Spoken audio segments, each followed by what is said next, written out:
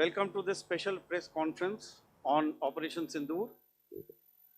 We will begin with opening statements by the three senior officers to my right here, who have been directly overseeing operations during Operation Sindoor.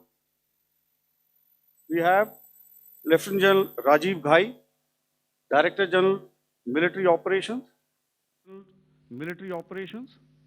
who will cover the aspects related to land domain. Air Marshal A.K. Bharti, to his right, Director General Air Operations, will provide insights on the air domain. And to my right is Vice Admiral A.N. Pramod, Director General Naval Operations, who will cover aspects on maritime domain. Following their briefings, we will move on to the question answer session. I now request the DGMO to commence the opening brief. Thank you, Sandeep. A very good evening to all of you, ladies and gentlemen. You are all by now familiar with the brutality and the dastardly manner in which 26 innocent lives were prematurely terminated at Pahalgam on the 22nd of April. When you combine those horrific scenes and the pain of the families that the nation witnessed with numerous other recent terrorist strikes on our armed forces and defenseless civilians, we knew that the time had arrived to make yet another compelling statement of our resolve as a nation.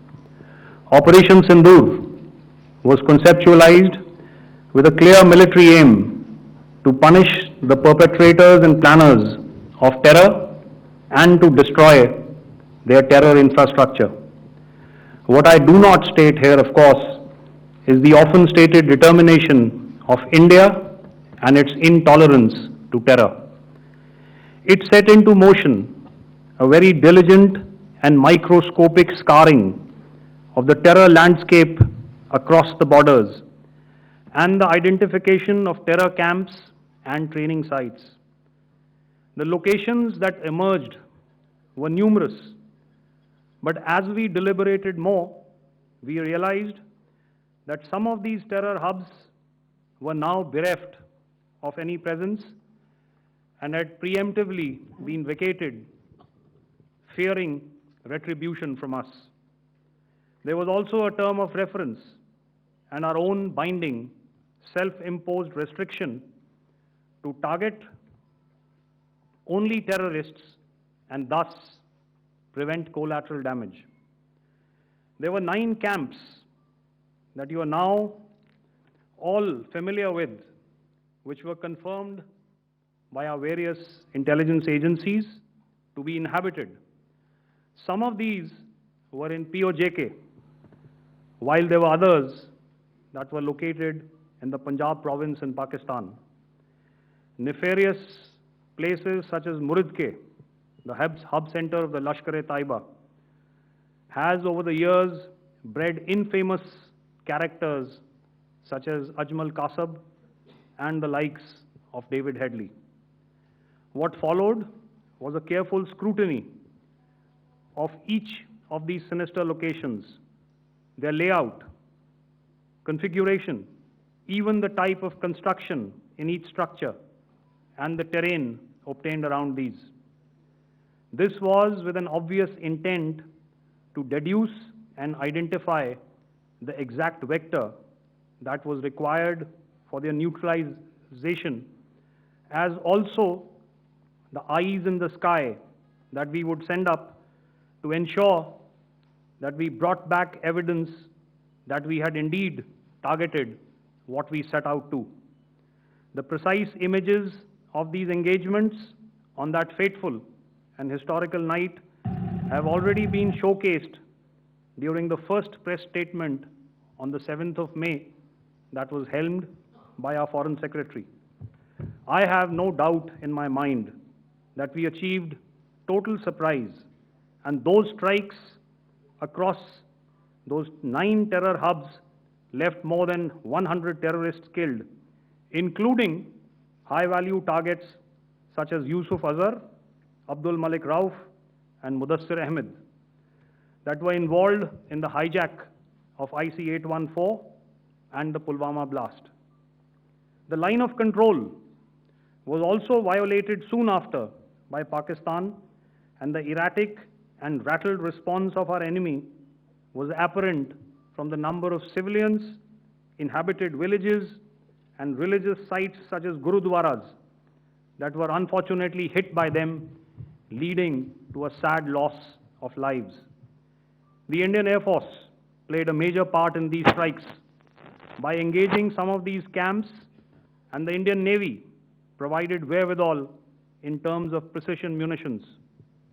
The Indian Air Force obviously had their assets up in the sky, and I will here request Air Marshal Bharti, the Director General of Air Operations, to detail for you the methodology that the men in blue adopted to successfully manifest this mission. Thank you, Rajiv. A very good evening, ladies and gentlemen. It indeed is a difficult time that we have to come here like this and brief you. We could have done without this, but we had no choice. As the DGMO has detailed, the event was precipitated by the dastardly act at Pahalgam. The sequence of events have already been detailed. We carefully selected the targets, and out of the 9 selected targets, the target systems that were given to the Indian Air Force were the notorious training camps at Bhavalpur and Muridke, these being further from the international boundary. Through critical target system analysis, we analyzed what was to be done to annihilate these targets and plan to engage these targets with precision air-to-surface guided munitions so as to avoid collateral damage. The modalities of planning process I will not go through at this instant. However, what I would like to show you is the results that we achieved through our targeted airstrikes. Could I have the second slide, please?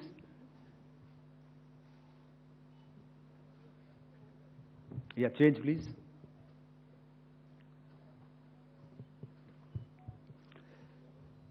Okay. This is what the terror infra at Muridke looks like. If you see, north is as indicated, and to the right is east, where the international boundary lies. Could we have the next slide, please?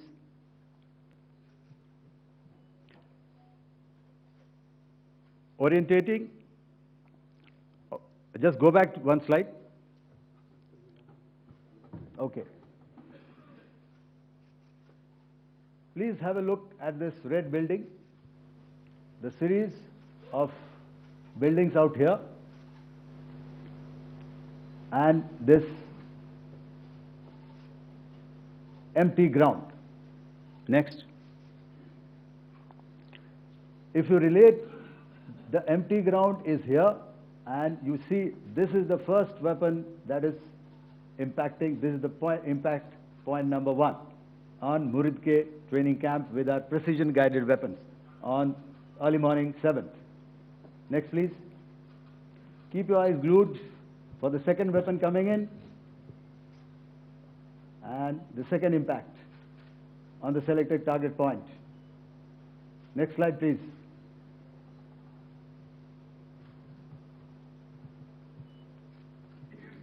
Third weapon, third impact.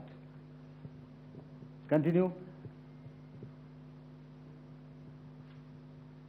And fourth weapon, fourth impact. So these through these targeted and precision targeting, we addressed the target at Muridke, which was the turning infrastructure. Can you hear me? All right. Okay, I'll come closer to the mic. Now we go to the next target, which is the Bhavalpur training camp. Next slide, please. Okay, just wait. So the effect, if you see, the impact point, if I can point out, this is the impact point. The ammunition has gone through the roof and it has created a blast inside, the photographs of which you would have, all of you would have seen. And the red building, after that, there was this double-story building. It has been completely decimated by precision targeting. Next, please. The target system, which was in the north, a series of buildings. I will show you how it looked. Next. Completely destroyed by our precision targeting. Next. Now coming to Bhavalpur, this is the target complex that we are dealing with, a fairly large target complex. So we had to carefully choose the points that we needed to address, which were high value and which would meet our stated objectives of eliminating the terrorists. I would like to draw your attention to this red canopy, and in relation to that, I would cover the targets. One target system is a series of buildings here, other one here, and other one out here. Next slide, please. This is how it looked before, and this is how the building looked after the impact of the weapon. And orientation in relation to this red canopy, you can see here. Next, please. Before, next, and after. The roofs have completely collapsed. Next. This is the target system. Next. Precision targeting, and we have achieved our objectives here. Next. All right. So that was what we did on the 7th. Our objective was to address these two terrorist camps, and that we did with precision. And thereafter, we maintained a robust air defense posture, because remember, our objective was to target the terrorists and terrorist infrastructure, not any other infrastructure, not the Pakistani military, not the Pakistani any other infrastructure. So that is what we have maintained on the 7th of May. However, what we saw in the evening of 7th of May, we were saturated with a raid of Pakistani unmanned aerial vehicles and small drones. And these came in waves in our civilian areas, over our military installations, and all of them were successfully intercepted. Few of them did manage to land. However, there was not much damage that they did. And we have our robust counter-US hard kill and soft kill systems which did the job. However, the difference here was that we had targeted the terrorists. The adversary now has targeted our civilians and the military infrastructure. So it had to be responded to. So in a quick and calibrated response, that very night, we struck their radar installations at Lahore and close to Gujranwala, the LYT installation, to indicate to him that we are ready, yet we do not want to escalate. Our fight was with the terrorists and not with the Pakistani military establishment. Thank you.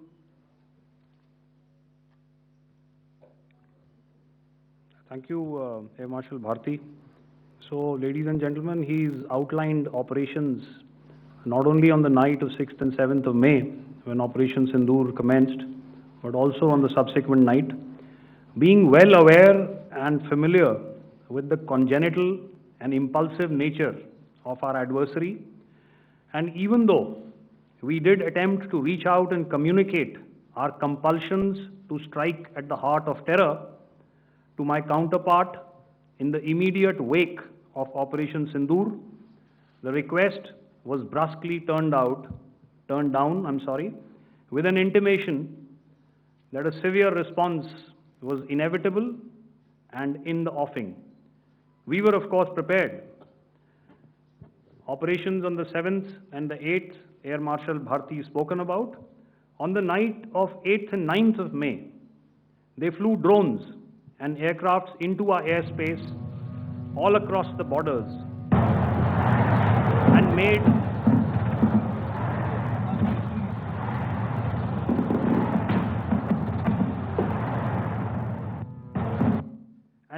largely unsuccessful attempts to target numerous military infrastructure. Violations on the line of control by Pakistan also commenced yet again and precipitated into fierce arty engagements. The air operations on the night of 8th and 9th of May, I'll yet again request the DG Air Operations to cover.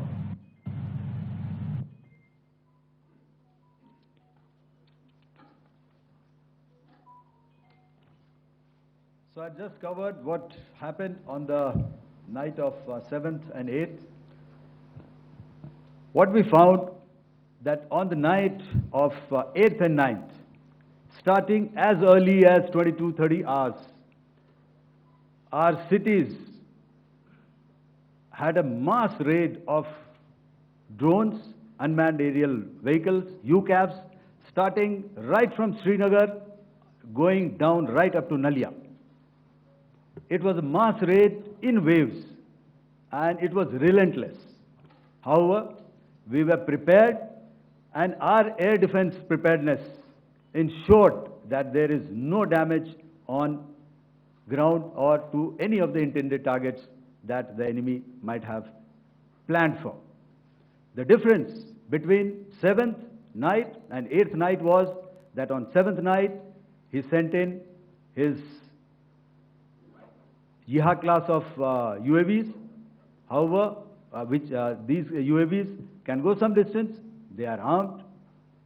However, on the 8th, less numbers of armed UCAVs were there or UAVs were there, and more numbers of quadcopters, maybe for surveillance or just for harassment of civilians. This continued till midnight. Our air defense preparedness ensured that there was no damage on the ground, either to the military installations or to the civilians. However, the enemy had yet again shown that he wanted to up the ante and he wanted a fight, and we were up to the task. In a measured and calibrated response, we once again targeted his military installations, which included his SAM sites at Malirkant. This also included his surveillance radar sites at Lahore and close to Gujranwala. These were suitably addressed, and thereafter his drone attacks continued even till morning, which we countered, and during the daytime there was some respite. Here I would like to bring out another aspect. What we found was that while the drone attacks were being launched from somewhere close to Lahore, enemy had allowed his civilian aircraft to also continue to fly out of Lahore. Not only his own aircraft, but international passenger aircraft, which is quite insensitive, and we had to exercise extreme caution, even at the cost of some tactical disadvantage, to ensure that there is no damage to any of the civilian aircraft. And this was also brought out in our press briefing during the day. So I will now hand over to my colleague to cover the events of 9th onwards. On land, we also undertook certain measures such as deployment of air defense and electronic warfare assets, to establish an integrated grid with the Indian Air Force, and I have seen and heard some of you wax eloquent about the benefits of such an architecture when it comes to negating and combating air intrusions. We also carried out deployment to include movement of our forces in the land, sea, and air domains. The night of the 9th and the 10th of May saw similar intrusions by drones and aircrafts, and this time there was a concerted effort to target airfields and some very, very important logistic installations, albeit yet again unsuccessful and denied gallantly and efficiently, I must say, by the integrated Indian Air Force and Indian Army Air Defense. We further strengthened our deployment and also initiated some pressure points to send a very clear and unambiguous message to the other side to desist from any misadventures on land.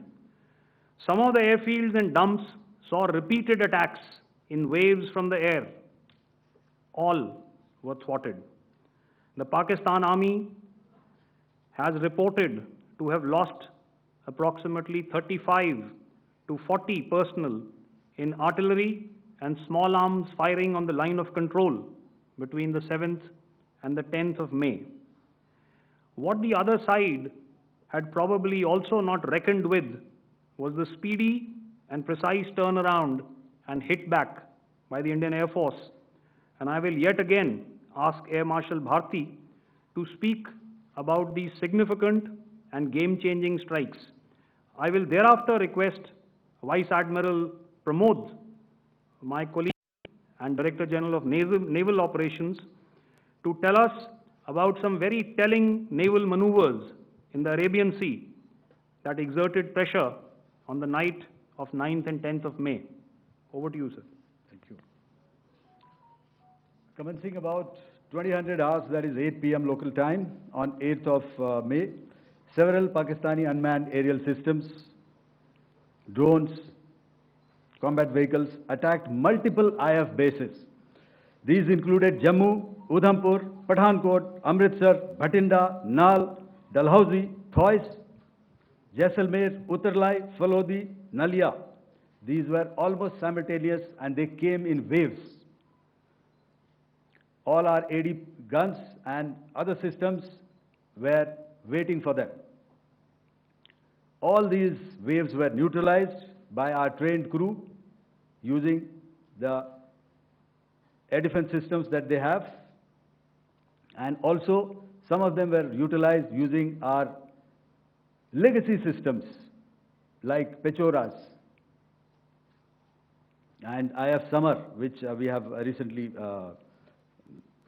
acquired. And some were neutralized by the Garud snipers. There was no damage on ground from these incursions and these mass raids, if I could call them, from the Pakistani side. However, following these relentless attacks on our air bases, on our forward positions, and on our civilian targets, this was time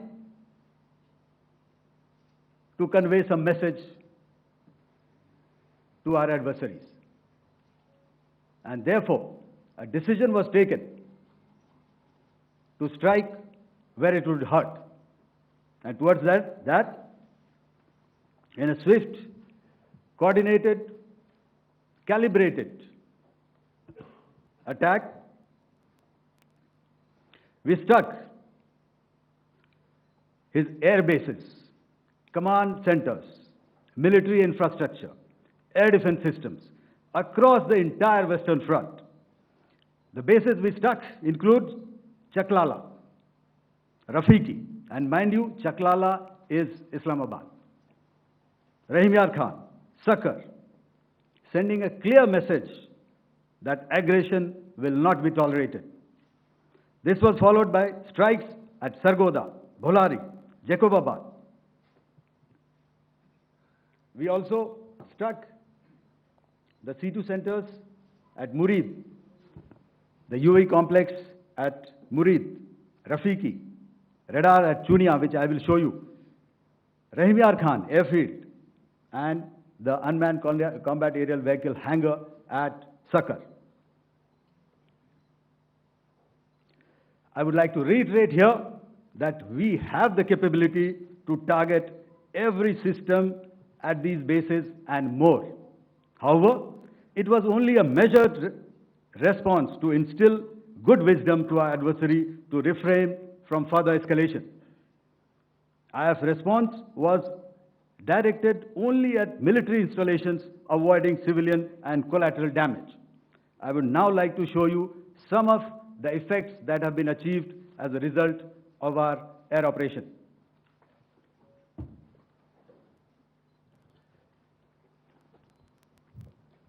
Here is the Pasrur air defense system, if you could see. Zoomed up view, this is the radar mounted on a high tower. And after the strike,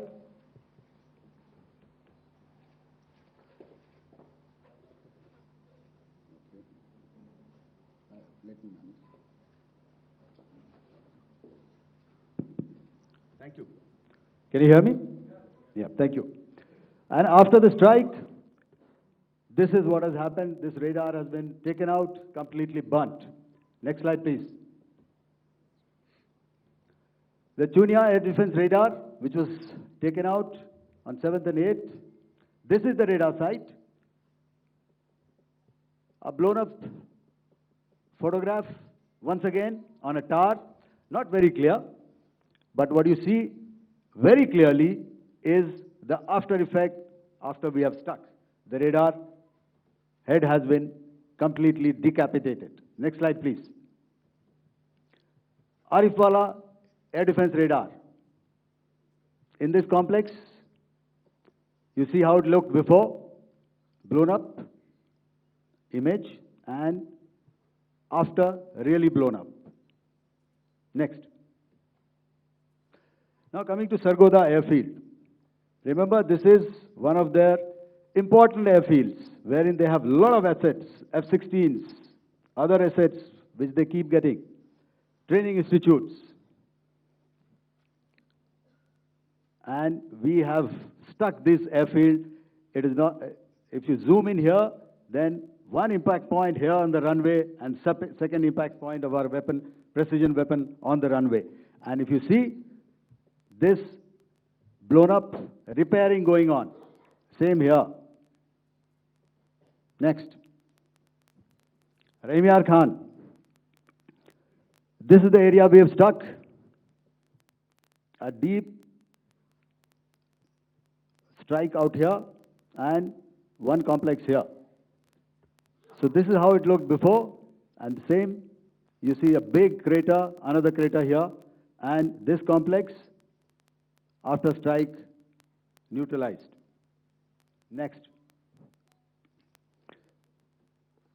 Chaklala airfield, Noor Khan, once again a major air base, a lot of their logistic assets out here. This was the chosen complex that we intended to strike and convey a message. Next slide, please. This is how it looked before, and this is how it looked after our strike. Next. Sakar. We chose the radar site at Sakar. This is the radar site, and after it was struck, this is the aftermath, completely burnt out. Next, please. Aircraft shelter. This is how it looked before the strike, and this is how it looked after the strike. The roof of the buildings completely caved in and burnt. Next. Bolari airfield, aircraft hangar. This is how it looked before, and this is how it looked after the precision strike. Next. Jacobabad, aircraft hangar, and this is how it looked after. Next. So what I'm trying to convey here, ladies and gentlemen, is to start with, Our fight was neither with the Pakistani military nor with anybody else who's there on the other side. Our fight was with the terrorists. We neutralized the terrorists that we selected to be neutralized, and thereafter we only maintained the air defense posture. However, we were relentlessly pounded by waves after waves, night after night, by his UCAVs, by his drones, and by his other unmanned aerial systems. And that left us with no choice but to retaliate, and yet our retaliation was calibrated, it was graduated, and it was proportionate. Thank you.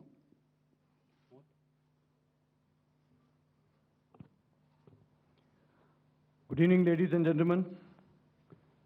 In the aftermath of the cowardly attacks on innocent tourists at Pahalgam in Jammu and Kashmir by Pakistani-sponsored terrorists on 22nd April, the Indian Navy's Carrier Battle Group, surface forces, submarines, and aviation assets were immediately deployed at sea with full combat readiness in concert with the joint operation plan of the Indian Defence Forces. I'm aware that we tested and refined tactics and procedures at sea during multiple weapon firings in the Arabian Sea within 96 hours of the terrorist attack. The aim was to revalidate our crew, armament, equipment, and platform readiness to deliver various ordnance on selected targets precisely.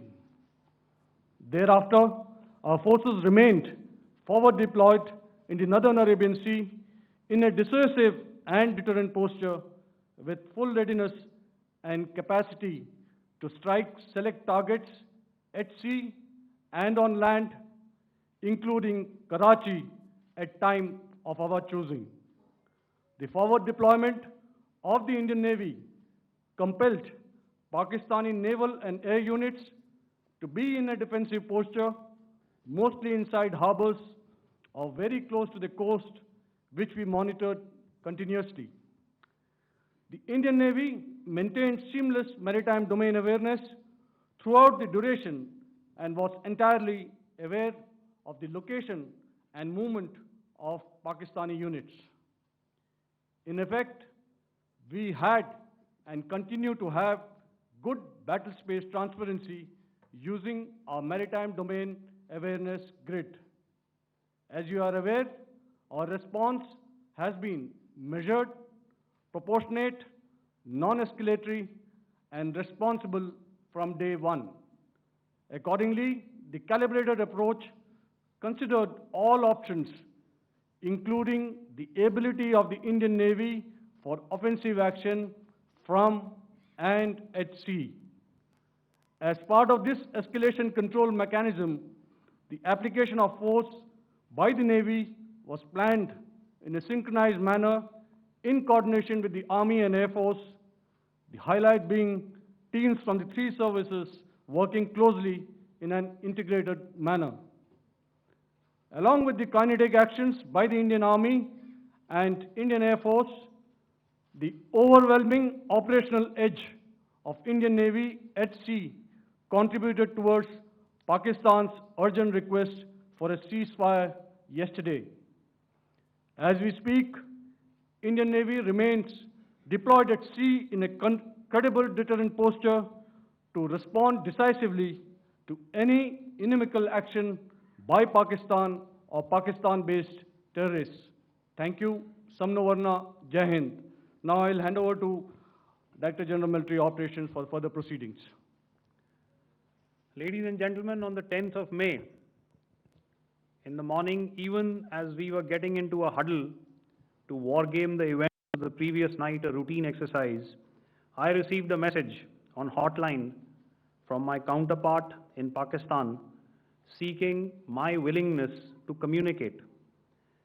Since our initial aim was to strike at terror camps, and all our actions in the subsequent days were in response to the intrusions and violations by the Pakistan Air Force and its army, it was decided that I would indeed speak with my counterpart. You are already aware I've seen it being covered on national television, that my communication with the Pak DGMO was conducted at 15:35 hours yesterday and resulted in cessation of cross-border firing and air intrusions by either side with effect from 1700 hours 10th of May, after he proposed that we cease hostilities. We also decided to further speak on the 12th of May, that's tomorrow, at 1200 hours, to discuss the modalities that would enable the longevity of this understanding. However, disappointingly, and must I add, expectedly, it took only a couple of hours for the Pakistan Army to violate these arrangements across the expanse of the Western Front through last night and in the early hours of the morning today. These violations were responded to robustly and dealt with as they must be.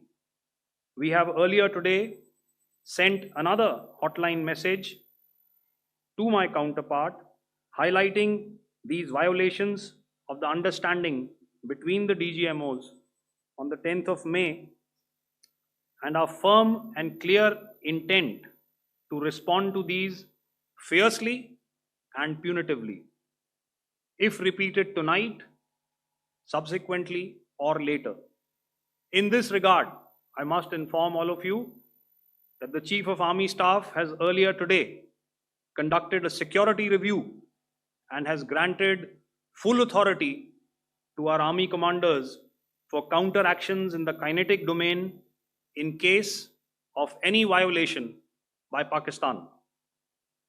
In the end, I pay my solemn homage to my 5 fallen colleagues and brothers from the armed forces and civilians who have tragically lost their lives in Operation Sindoor.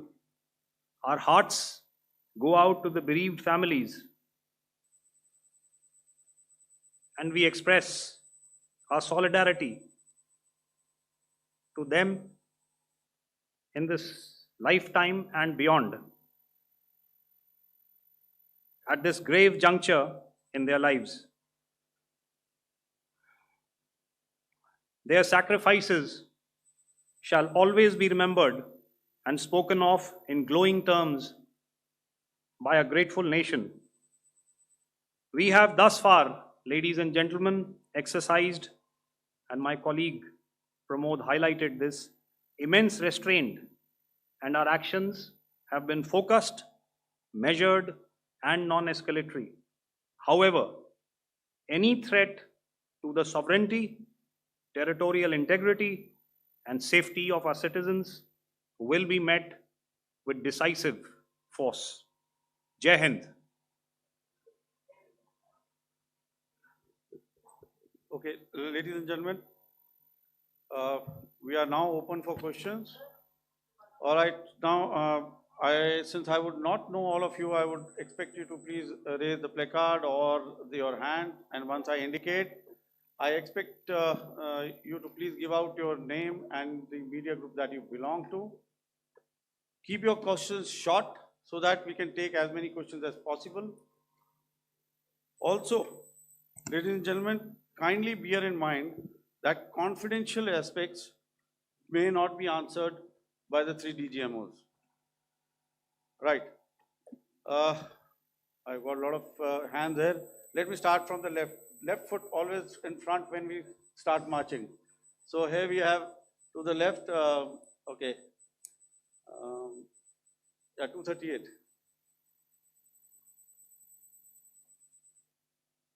Hello. So this is Manas Pratimugyan from PTI, Press Trust of India. So the understanding that was reached yesterday on stopping the military operations and actions, was it for just 3 days? And what would be the cost escalation if there is violation of this understanding by the Pakistani side? And my subsequent question would be that we have a kind of ceasefire agreement with Pakistan that was finalized in 2003. So will there be some kind of similarities in frameworks between the two kind of understandings, 2003 ceasefire agreement and the current understanding on stopping military operations? And again, what are the cost that will be incurring on Pakistan if Pakistan again resorts to this kind of terrorist activities, because we have made it very clear that the cost will be very high. So I would like to have your thoughts on it. Okay, so I'll answer the latter part of the question first. I also want to add that while the initial ceasefire agreement, as you correctly pointed out, is of the 2003 vintage, but I must remind you that in 2021, in the month of February, and this was then when the crisis in eastern Ladakh was also on, the two DGMOs had spoken and arrived at a ceasefire understanding that lasted right up until this unfortunate attack at Pahalgam. Once our Foreign Secretary had announced the decisions of the CCS in the immediate wake of that attack, he had announced certain measures, and then of course Pakistan had in turn made its own announcements. Since then, there have been certain violations of this ceasefire understanding, and of course after the 7th of May, like I pointed out during my statement, that there have been numerous violations on the line of control especially, and of course along the international boundary by the Pakistan Army and the Pakistan Air Force. This understanding that we spoke about yesterday, no, it was not for 3 days. It was first to stop aggressive and hostile activities immediately, let that order and direction settle down for about 36 hours, and thereafter discuss modalities, like I said, to ensure its longevity. That is tomorrow on the 12th of May. But unfortunately, we had a violation starting at approximately 1900 hours last night, and we've sent a communique, like I said, to the Pakistan Military Operations Directorate, and we will await what happens tonight. All right. The cost escalation, I'll leave it to your best imagination. I've already said that the response will be fierce and punitive. Now, the right foot forward. Yeah.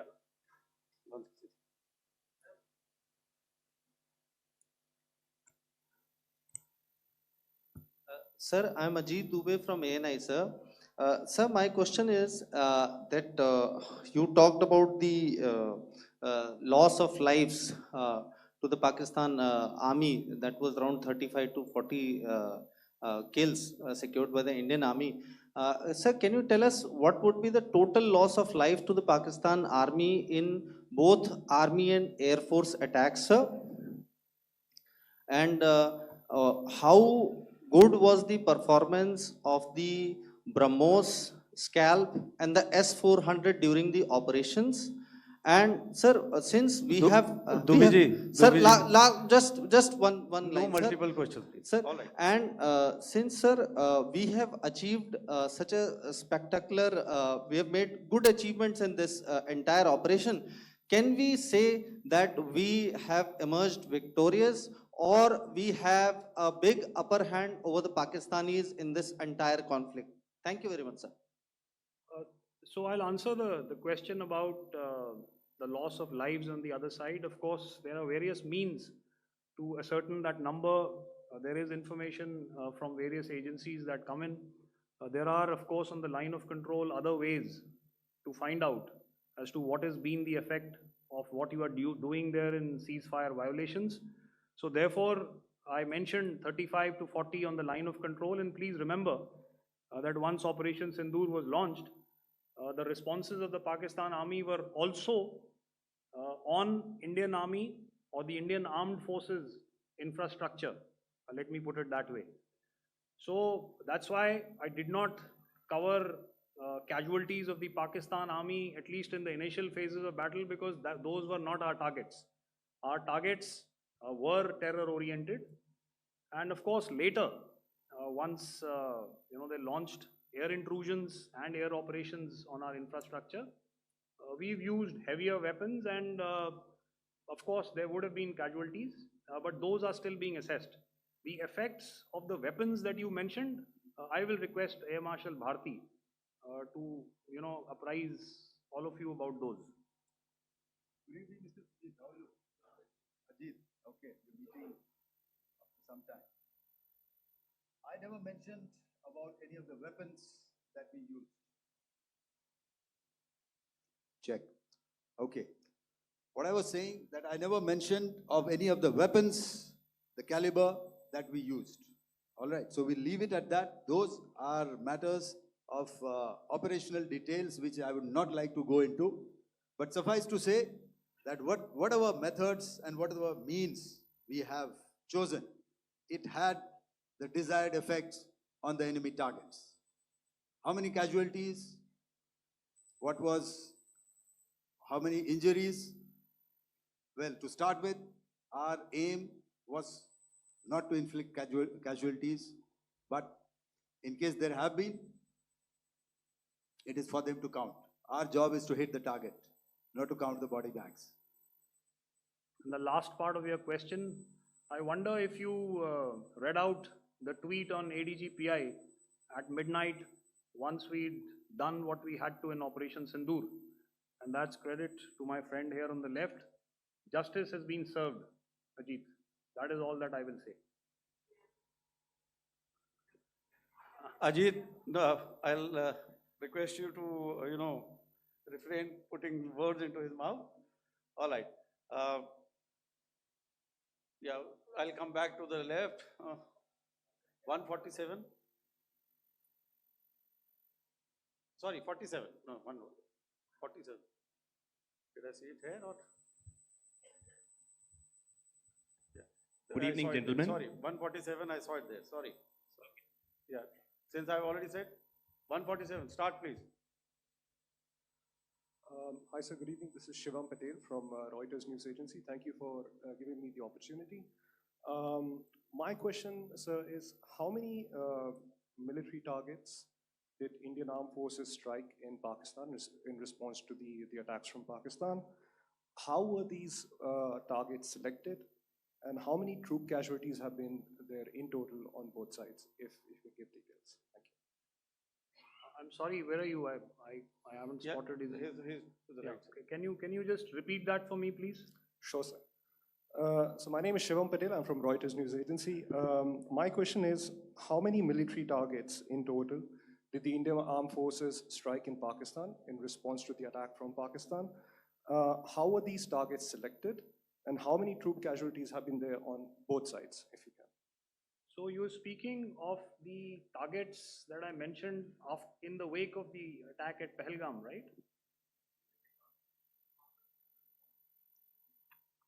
Yeah, I think it's amply clear to everybody here that the Pakistan army has not crossed the international boundary, neither in the plain sector nor on the line of control. So the intrusions have been in the air. There have been certain attempts on the line of control when ceasefire violations have been on to try and infiltrate and carry out and perpetrate activities that we are all very well familiar with. Whether these are by terrorists or by the Pakistan army or its special forces and commandos is difficult to say, but each of these have been effectively thwarted. So therefore, as far as engagements of military targets on the other side is concerned, I thought Air Marshal Bharti covered those very well and in detail, and he also mentioned as to how they went about targeting those. I think those images were very clear and very, very graphic in telling us as to what we needed to hit. And you'll remember right at the outset, I said that we even went into what was the construction in each of these locations, and therefore decided on the vector that had to be utilized. Please. Okay, if I could add to what the DGMO has said, I have already detailed the targets. Now, whether it is X numbers or Y numbers is that is immaterial. And what damage have we inflicted? You have seen. What are the casualties on the other side? As I said, that is for them to count.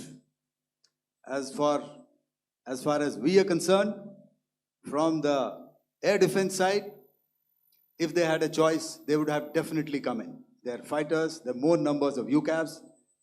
It is not that they did not intend to come in.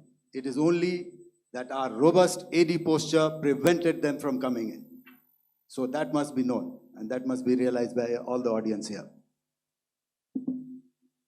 Yeah, I'll come to the left now, 24.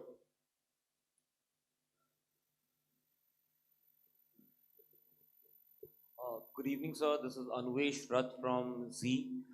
Sir, I wanted to know on the first briefing, which was done by FS and two representatives from Air Force and Army, you showed a list where there was 21 places in that list. You have stuck 9. Are more operations going to be held? Is Operation Sindoor still on? And the second question, thank you, sir. Thank you so much. And also, I want to congratulate all three of you for a fantastic operation that you guys have done. Thank you so much. Thank you so much for that one question. Yeah. Sir, the question. Unfortunately, Rath, is that your name? I'm sorry. You know, as far as operational details are concerned, I am not in a position to share those right now. But I think I'll take a cue from Pramod. You know, he said towards the end that the Indian Navy is still in a posture that is deterrent. And I have already made it very clear towards the end of what I said that it's only a couple of hours ago that the Chief of Army Staff has carried out a security review, and he's authorized our Army commanders to deal with violations of any kind from across the borders in a manner that they deem fit. So again, to reiterate, the response will be fierce and it will be punitive.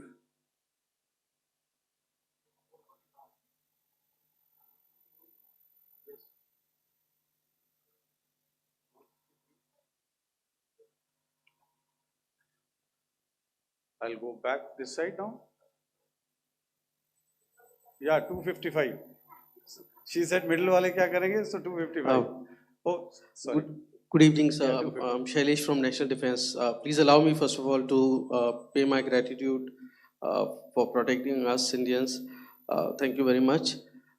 Sir, since the enemy has been talking about taking down our aerial platforms, it would be deemed fit in case we can reveal that we have taken down their fighter jets. What could be the number?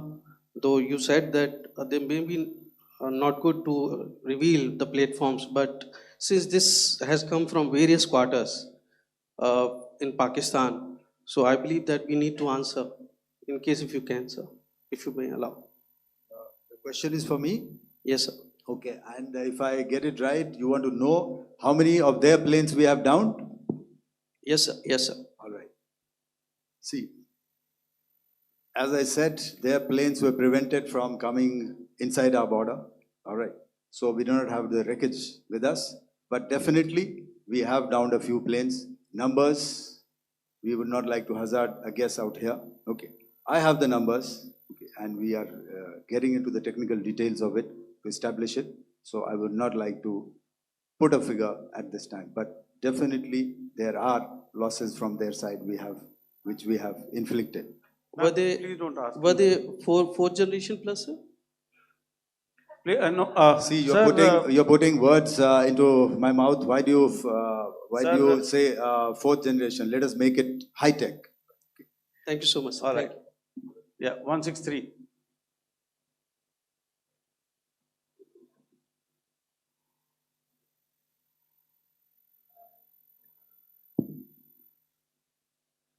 तो मैं मंजीत नेगी हूँ आज तक से। मेरा सवाल ये है कि इस पूरे ऑपरेशन में जो आतंकी ठिकानों को निशाना बनाया गया, क्या नंबर्स कुछ बता सकते हैं कितने आतंकी मारे गए? कुछ नाम सरकार मतलब कुछ नाम मीडिया में आए भी हैं जो बड़े उसके मास्टरमाइंड थे। और एक सवाल जो आज एयरफोर्स ने भी एक ट्वीट किया कि ऑपरेशन सिंदूर अभी जारी है और सरकार की तरफ से भी कहा गया।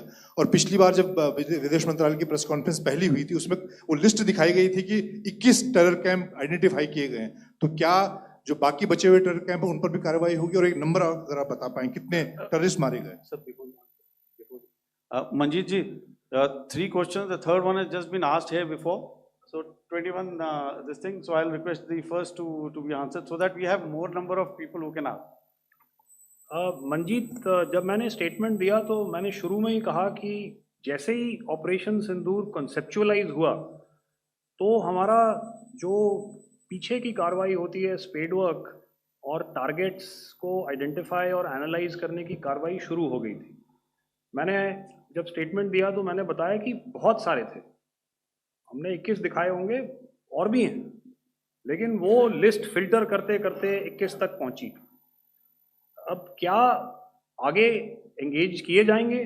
अगर ज़रूरत पड़ेगी तो ज़रूर एंगेज किए जाएंगे, लेकिन मैंने बताया कि इस समय जो इंट एजेंसीज ने हमें बताया कि फलाने कैंप में प्रेजेंस है, हमने उनको एंगेज किया। कुछ नाम मैंने लिए, कुछ नाम अभी पुख्ता किए जा रहे हैं। मैंने आपको बताया कि जो इंट एजेंसीज ने अभी तक असेसमेंट किया है उसमें उन्होंने कहा है कि तकरीबन 100 से ज़्यादा मारे गए हैं।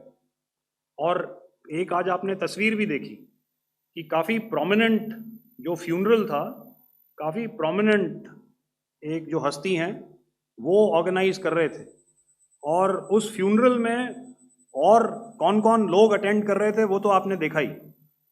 तो आप लोग सब समझदार हैं और मुझे ये कहने की ज़रूरत नहीं है कि इन लोगों को कहाँ से सपोर्ट मिल रहा है।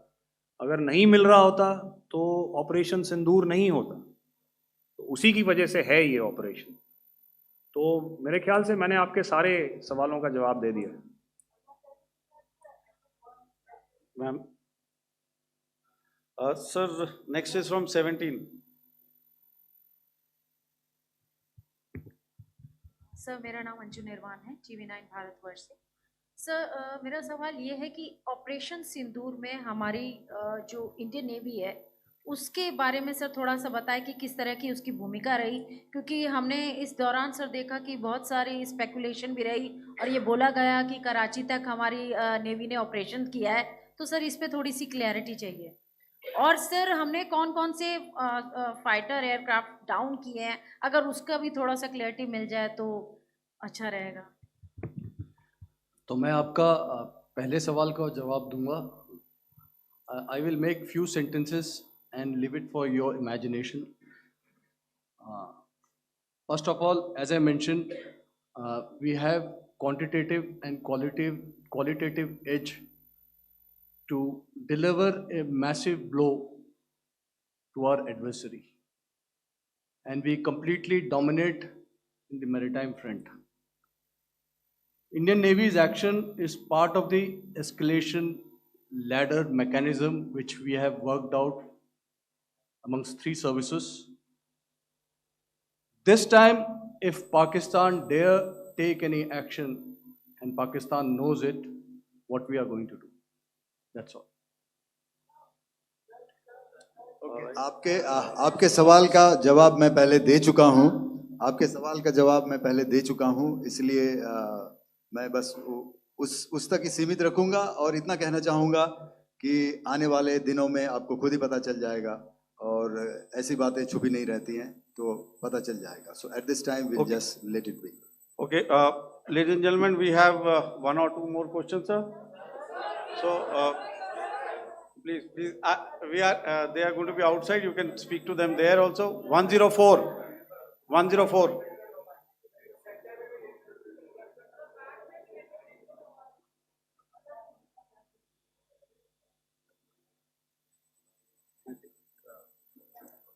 Yeah, ask, sir. Sir, Dinaka with the Hindu newspaper. Are you surprised that you got this question? No, sir. Mr. Lok. Sir, can you give a number of assets we lost, because there's been a lot of speculation going on, international media writing a lot of things about our platforms, including Rafales. I mean, Pakistan claiming that Rafale has been downed, etc. Can you put that question to rest and clarify on that? I guess that question is for me. All right, I'm happy that you've asked this question. You know, we are in a combat scenario, and losses are a part of combat. The question that you must ask us, okay, and indeed that we must ask ourselves, you inclusive, is have we achieved our objectives? Have we achieved our objective of decimating that terrorist camp? And the answer is a thumping yes. And the results are for the whole world to see. As for the details,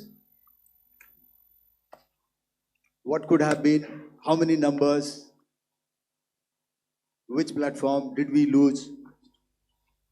You know, at this time, I would not like to comment on that, because we are still in a combat situation.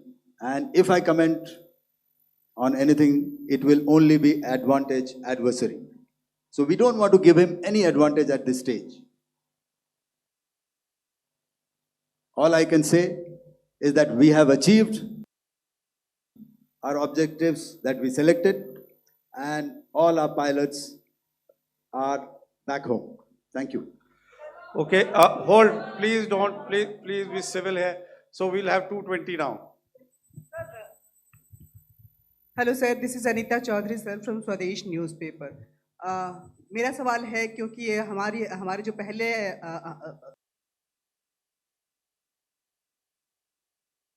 खिलाफ रहा, तो आतंकवाद में अजहर मसूद की तरफ से एक बयान जारी किया गया था, जिसमें उन्होंने कहा कि हम इसका बदला लेंगे और जाज रुलाएंगे। तो क्या अगला, अगर खुदा न खास्ता अगला टेरर अटैक किसी भी तरह का होता है, तो क्या उसे एक्ट ऑफ वॉर में हमारी तरफ से लिया जाएगा? और तो क्या उसे एक्ट ऑफ वॉर में हमारी तरफ से लिया जाएगा, और उसका क्या माकूल जवाब दिया जा सकता है?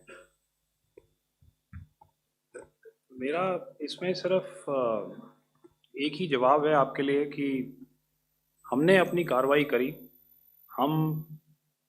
हमने उसके बाद मैंने अपने स्टेटमेंट में भी बताया कि ये कम्युनिकेट करने की कोशिश करी कि हमने इस तरीके से ये जो स्ट्राइक्स हैं वो क्यों की। लेकिन जो हमारा एडवर्सरी है उसने जैसे मुनासिब समझा वो कार्रवाई करी। तो आपने देखा कि ये जो एक्टिविटीज़ चल रही हैं 3-4 दिन, देश की एयरफोर्सेस हवा में नहीं उड़ती हैं और एक दूसरे के ऊपर स्ट्राइक्स नहीं करती हैं। हर रात इंट्रूजन्स नहीं होते हैं। लाइन ऑफ कंट्रोल पर सीज फायर वायोलेशंस, आपके एक साथी ने सवाल पूछा था शुरू में, एक सीज फायर अंडरस्टैंडिंग था, वो भी जा चुका है। उस सीज फायर अंडरस्टैंडिंग के जाते जो फायरिंग हो रही है लाइन ऑफ कंट्रोल में, उसमें घुसपैठ की कोशिश हो रही है। आमतौर पर ये घुसपैठ लाइन ऑफ कंट्रोल में टेररिस्ट करते हैं, लेकिन हमें इन्फॉर्मेशन है कि हो सकता है ये पाकिस्तान आर्मी की टोलियां भी हों जो हमारे पोस्ट के ऊपर खामी पहुंचाने की कोशिश कर रही हैं। तो ये सारी एक्टिविटीज़ तो वॉर में शामिल हैं। तो ये कहना मुश्किल है कि आगे क्या होगा, वो स्पेक्यूलेटिव जोन में आ जाता है और मैं स्पेक्यूलेट नहीं करना चाहता हूँ। हर एक सिचुएशन अलग होती है और उससे एक तरीके से डील किया जाता है। सर मैं एक सवाल इसका मैं जवाब देना चाहता हूँ, एक मिनट। जो मिलिट्री होता है, our main job is to prevent war and maintain peace and stability. So it is not that our response is a graded response. That means अगर किसी ने किया तो उसको ग्रेडेड उसमें किया। जैसे टेररिस्ट एक्शन हुआ तो what we did is the terrorist action and we destroyed all the terrorist camps. उसके बाद आपने देखा कि उनने थोड़ा सा कोशिश किया तो हमारे एयरफोर्स एंड आर्मी ने क्या किया, तो मिलिट्री टारगेट्स हैं उनके ऊपर थोड़ा। So our aim is to maintain peace and tell that our adversary that you do this and the response will be bloody. Okay, now as per the, please, We'll have 166 and 25, and after that, no more, please. Sir, sir, this side. Ladies and gentlemen, please maintain, Sir, I this request side, you to sir. please be quiet. Jal Ghai? No. This side, sir. We have only two questions left, 166. Okay, sir. Yeah, please ask. So I'm Rahul Singh from Hindustan Times, sir. So you were totally on top of the game in the kind of losses you've inflicted on the enemy. I mean, we saw the slides and everything. So it kind of comes across that you were batting it 99 and you decided to declare your innings. What are your thoughts on that, sir? And do you think, are you weighing the option of the Pakistan Army using this time, buying this time of the so-called ceasefire or the understanding? And you talked about how they could not be trusted. So buying time to kind of build up their war reserves, getting stuff from their friends like Turkey or China, are we considering that possibility, sir? Look, see, the call came from the Pakistani side to speak about cessation of hostilities. What pauses mean during such conflicts is known to everybody. You know, I don't want to go into the pros and cons of how preparation for war is made. You know, that is a process in itself. But I think my senior colleague here, the DG Air Operations, spoke, or he alluded at least, you know, to what this operation was precisely and specifically meant for. And I think that's something that we achieved, you know, right at the outset. Had we had the option not to go further, we probably wouldn't have. But we've been compelled to be in this situation. And as you've seen, the armed forces of India, and you know, you've got the three Director Generals sitting here, we are always prepared to face any eventuality. And like I said, that's for the sovereignty, the territorial integrity, and the safety of our citizens. So whatever has to be done will be done. You know, I'm not so concerned about what Pakistan will do in this time. I'm only concerned about what we will do.